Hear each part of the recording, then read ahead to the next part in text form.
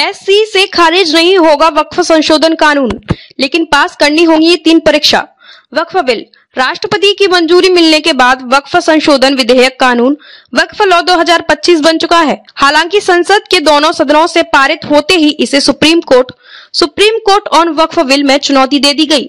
अभी तक कई याचिकाएं दाखिल हो चुकी हैं, जिनमें इसे संविधान के खिलाफ और धार्मिक स्वतंत्रता के मौलिक अधिकार का उल्लंघन बताते चुनौती दी गई है। लेकिन अगर किसी कानून को परखने के कोर्ट के दायरे को देखा जाए तो वो थोड़ा सीमित होता है। किसी भी कानून को 3 आधारों विधायी सक्षमता, संविधान का उल्लंघन और मनमाना होने के आधार पर कोर्ट परखता है। तीनों आधारों को देखा जाए तो शीर्ष अदालत से इसे खारिज कराना बहुत आसान नहीं लगता, मगर यह जरूर है कि मामले पर सुनवाई के बाद अगर सुप्रीम कोर्ट से विस्तृत फैसला आता है तो देश में धार्मिक दान की संपत्तियों की प्रबंधन पर स्पष्ट व्यवस्था आ सकती है। वक्फ संशोधन कानून 2025 की अदालत पहुंचने पर जरूरी हो जाती है कि किसी कानून पर विचार के तय कानूनी सिद्धांतों को देखा जाए। इलाहाबाद हाई कोर्ट के सेवानिवृत्त न्यायाधीश एसआर सिंह कहते हैं कि सुप्रीम कोर्ट किसी भी कानून को वैधानिकता पर मुख्यतः 3 आधारों पर विचार करता है।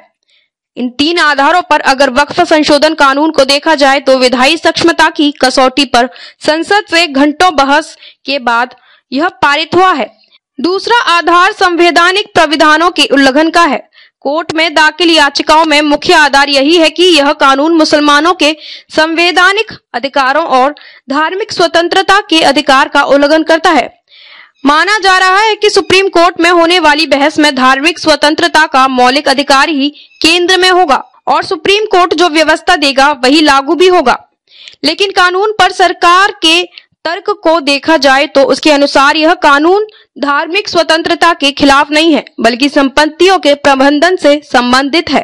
सरकार कानून को जायजा ठहराते हुए तर्क दे रही है कि वक्फ प्रबंधन में चुनौतियों का समाधान करने के लिए व्यवस्थित सुधारों की आवश्यकता थी, जिसके लिए वक्फ संशोधन कानून 2025 लाया गया।